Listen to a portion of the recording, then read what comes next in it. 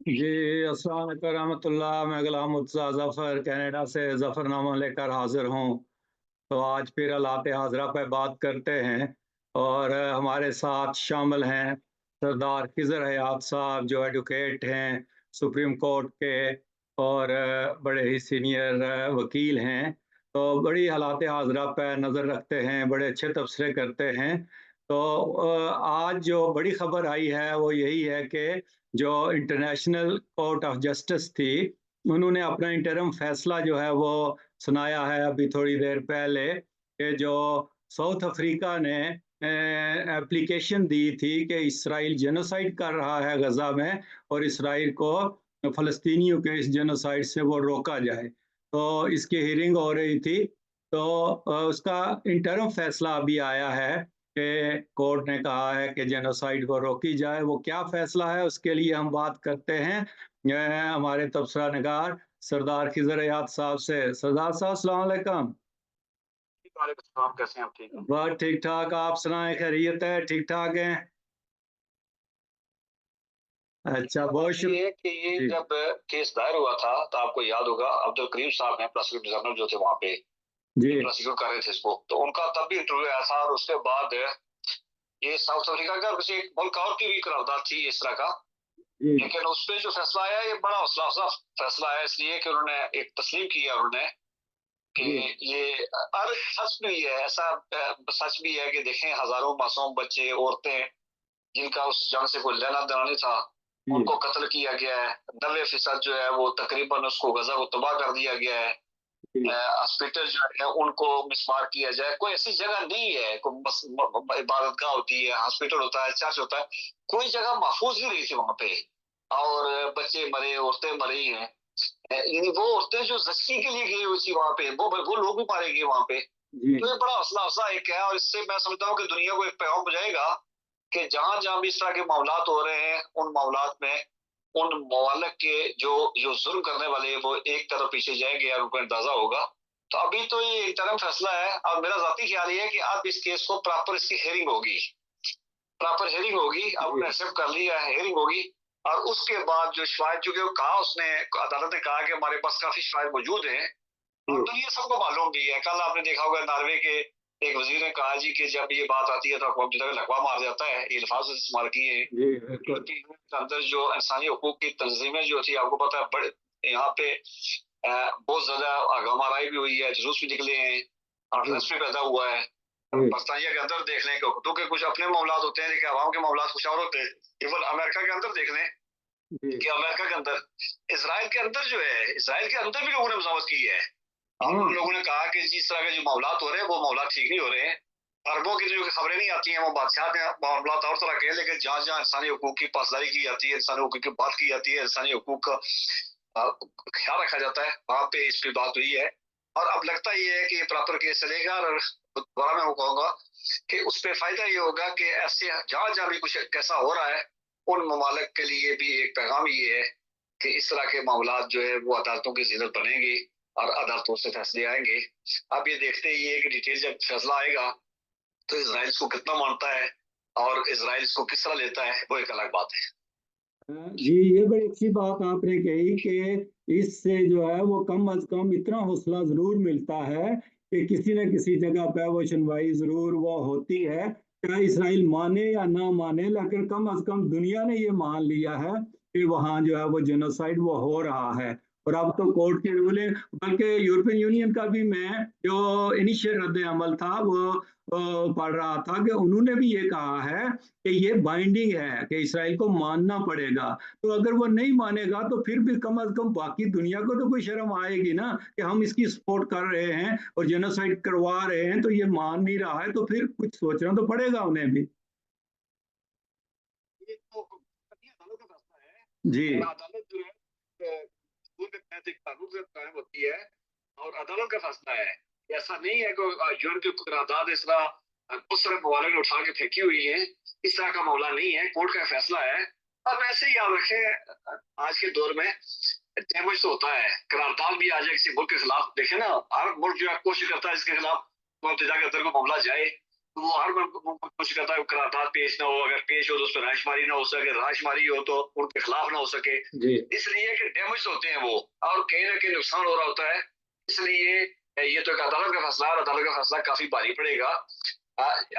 जरूरत इस चीज की है कि यूरोपियन यूनियन हो गई, अमेरिका हो गया, दूसरे मुमालिक जिनका असर रसूख है उस पर, अरब जो बैठे हुए हैं उनका असर रसूख है, इस फलस्तीन वाले मामले को, इसको जब तक प्रॉपर तरीके से एड्रेस नहीं किया जाएगा, जब तक इसका सोल्यूशन तरह नहीं बढ़ा जाएगा, कुछ नहीं आना है। ठीक है, फैसले अपनी जगह मौजूद होंगे, लेकिन हमें, हमारा सबसे बड़ा जो है, हमारी दुआ भी है, हमारी ख्वाहिश भी है, गजा के अंदर, फलस्तीन के अंदर अमन हो, और उन लोगों का नाक खून जो है वो बहना बंद हो जाए। जी, बहुत शुक्रिया आपका। चूँकि अभी फैसला आया है, इसके ऊपर हम तफ़सीली प्रोग्राम जो है ना वो बाद में भी करेंगे। तो दूसरा सवाल जो मेरा पाकिस्तान के बारे में आपसे है कि इंसानी हकूक़ की खिलाफ़वर्ज़ियाँ जहाँ भी होती हैं और जिसके साथ भी ज़ुल्म होता है, वो यही कहते हैं कि हमारे इंसानी हकूक़ पामाल हो रहे हैं। जिस तरह के पीटीआई वाले भी यही कह रहे हैं कि इंसानी हकूक़ पामाल हो रहे हैं, और कई जगहों पर नज़र भी आ रहा है। इसी तरह इस्लामाबाद में वो जो लॉन्ग मार्च जो बलूचिस्तान से आया था वो अब खत्म हो गया है, डॉक्टर महरम वाला। तो वो भी यही रो रहे हैं कि हमारे इंसानी हकूक का मसला है और हमारे लोग मिसिंग हैं। तो इसके ऊपर आप क्या तबसरा करेंगे? थोड़ी सी रोशनी डालें, क्योंकि ज्यादा खबर इसकी बाहर आती नहीं है और हमारे नाजरीन को पता नहीं है कि ये मामला क्या है। तो जरा इस पर थोड़ी सी रोशनी डालें मुख्तर वक्त। हालात है, पाकिस्तान ये इंसानी हकूक के बदतरीन दौर से गुजर रहा है, और आम ख्याल किया जाता है कि नई हुकूमत बनने के बाद सोशल मीडिया पर का गला भी घोट दिया जाएगा। टीवी चैनल जो हैं, जिनको कुछ आज़ादी मिली थी या जो कई खबर करते थे, आप देखा है कि वो किस तरह के हैं। इंसानी हकूक की अगर बात करें तो इमरान खान के जो अपने मामला जो भी होंगे सियासी जमात के होंगे, लेकिन कम अज कम सियासी उनका जो हक मिलना था, उस हक से उनको रोका गया। आज देख रहे हैं, रोज खबरें आ रही है, उनके जो कैंडिडेट जो है उनको भगा रहे हैं, उनको अदालतों से उठा रहे हैं, उनको घरों से उठा रहे हैं, और उनके इंतखाबी निशान अगर कहीं भी लगे हो गए, उनका इंतखाबी निशान लिया गया। इस तरह के मामला जो पेचीदा से पेचीदा तर होते जा रहे हैं। खैबर से लेके कराची तक, कराची से लेके जोब तक आप देख लें कि आपको लगेगा ऐसा ही है कि एक ऐसा अनरेस्ट है, और इंसानी हकूक को कहीं पे पामाली जो है वो कोई उसको उस पर कोई बात करने के लिए तैयार नहीं है। जहां तक आपने इस बलूचिस्तान वाले मामले में बात की, देखिए बलूचिस्तान एक रिमोट कंट्रोल एरिया है जिसमें बहुत सारे लोगों के एक्सेस नहीं है, वहाँ मीडिया नहीं जाता है। जहाँ मीडिया पंजाब के अंदर जहाँ था, मौजूद था, या ये इलाके जो थे, वहाँ की खबरें हमारे पास नहीं आ रही हैं। अगर वो आ रही हैं तो सोशल मीडिया के तहत आ रही हैं, और वो सोशल मीडिया के थ्रू जो आती हैं उनमें चूंकि मार्जिन होता है कि आपने कितना उस खबर को मानना है, कितना सच है, कितना नहीं है। तो बलूचिस्तान में तो चूंकि मीडिया का एक्सेस नहीं है, बलोची जो है वो बहुत अच्छे से कह रहे हैं। ये 70s का एक मामला आपको याद होगा कि भुट्टो साहब ने वहां पे ऑपरेशन शुरू किया था। उस ऑपरेशन के जो है वो असरात अभी खत्म नहीं हुए थे। फिर उसके बाद बुफ्टी साहब को मार दिया गया। बुफ्टी साहब के मारने के बाद आपको याद होगा उस टाइम के हालात भी, एक मामला बना था वो कैप्टन खालिद वाला, जिसपे परवेज सरफ ने एक अजीब सा बयान दे दिया था।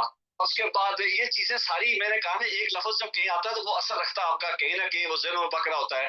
अब बलोची जो है वो बहुत अच्छे से वो बलोच भाई हमारे, मैं चूंकि वो उनको इस बात पे इतराज है कि मैं जी बाकी जो है वो बलोची क्या क्यों करते हैं, हमारे बलोच भाई जो है उनको काफी अच्छे से इस बात का इतरा उन पे है। वो कह रहे हैं कि हमारे जो है लोग मावरा अदालत उठाए जाते हैं, और उनकी कई शरवाई होती है, और बहुत सारी जो है वो नस्लशुदा लाशें उनको मिल रही होती हैं।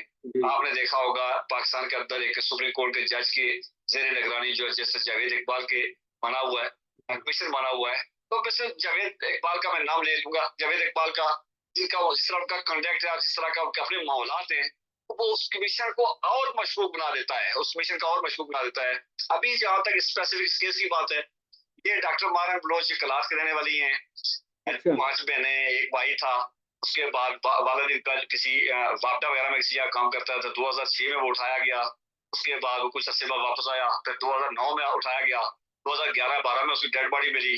उसके बाद 2016 में वो कह रही है कि मेरा भाई जो है, तो ये बुलान मेडिकल कॉलेज से पढ़ी हुई है, ये वहां से आई है। थोड़ी सी मैं एक छोटी सी बात कहूँ कि हमारी जो इस्टेब्लिशमेंट है, हमारे जो इदारे, हमारा जो दिमाग है, यहाँ पे फैजाबाद में धरना हुआ तो उस धरने की सहूलतकार इतने थे कि धरने में लोग कम से सहूलतकार ज्यादा थे।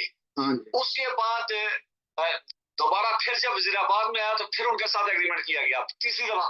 ये औरतें आई थी, बच्चे आए थे, बच्चियां थी, इनको किसी तरीके से बहुत अच्छे तरीके से इनके साथ डील की जा सकती थी। लेकिन वो जब 26 नवंबर पे आई, आपने देखा कि वहां वाटर कैनन का इस्तेमाल हुआ, वो भाग दौड़ हुई, उनको गिरफ्तार किया गया। इस मामले को जानबूझ के इतना खराब किया गया। फिर वो जब यहाँ इस्लामाबाद में आई तो इस्लामाबाद इंतजामिया का रवैया जो था वो हद से ज्यादा क्रूशल था, थोड़ी नमेज था। आप देख लें कि मैं एक लफ्ज नाम लेने लगा हूँ, तो वहां पे जनाब एक मौलाना तार अशरफी साहब गए थे वहां पे, उनका वहां जाके उनको एक पैगाम दिया उन्होंने। और मुझे नहीं मालूम कि तार अशरफ साहब की क्या काबिलियत है कि वो पीपल्स पार्टी के दौर में उस पर इस्लामी नज़ारी काउंसिल के सरबराह थे, फिर दूसरी में वो वजीर आजम के मशीर रहे हैं, तीसरी में वजीर आजम मशीर रहे हैं, चौथी में वजीर आजम मशीर रहे हैं, आजकल फिर वो मशीर हैं।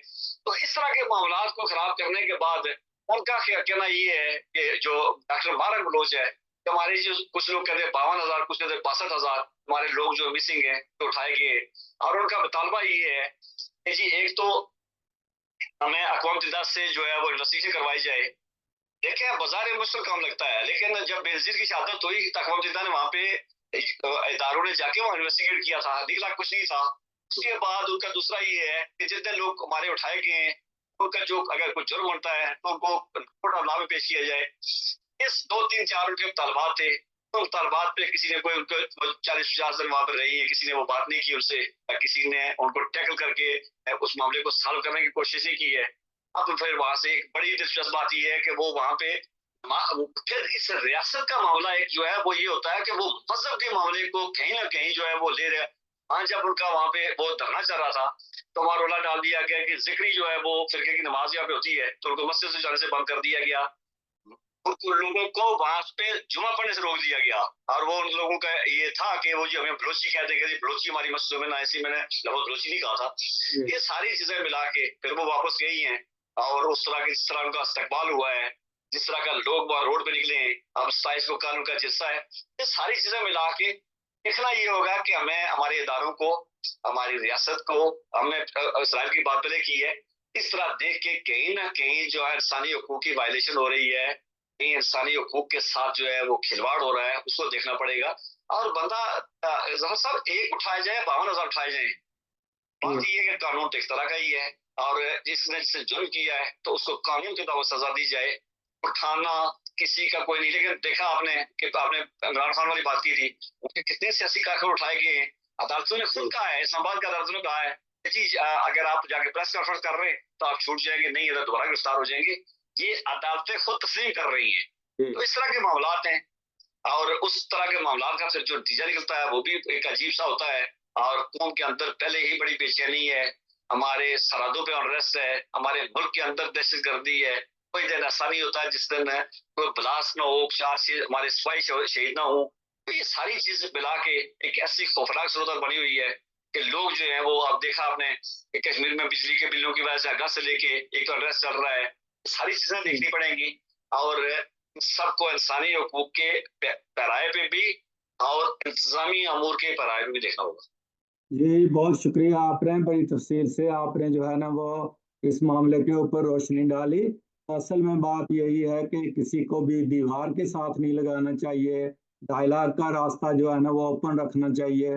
कोशिश करनी चाहिए कि कोई दरमियानी रास्ता निकले और अमन का रास्ता निकले, तो अल्लाह करे। क्योंकि बड़ी होती है और जो उसके शरीर बच्चे होते हैं उसको, तो रियासत को अपना दिल गुर्दा बड़ा करना पड़ता है, छोटी मोटी चीजों को जो है वो बर्दाश्त करना पड़ता है, और वो साथ लेके चलना पड़ता है। तो अगर वो इस तरह के मामला को रियासत जब दिल गुर्दा बड़ा करके देखेगी तो मेरे ख्याल में मामला ताल हो जाएंगे। लेकिन जिस तरह इन्होंने मारंग वाला धरना जो है, इस तरह उसको टैकल किया गया है, 40 50 दल की जो नियम देखा, इंसानी हकूक की तंजीमें देखा, आपने देखा होगा वहाँ इंसानी हकूक की तंजीमें भी जाती रही हैं। मीडिया के जो चंद लोग जो थे वो जो हिम्मत करके वो जाके वो दिखाते रहे। फिर देखा आपने कि एक दूसरा धरना सामने ला के बिठाया गया, उनके मुतालबात भी वही थे कि जी हमारे लोग, सिर्फ वो क्या था कि वो उसको शुगर कोटेड वो बात करते थे, लेकिन मुतालबात दोनों के एक तरह के थे। और वो लाके ऐसा नहीं होना चाहिए।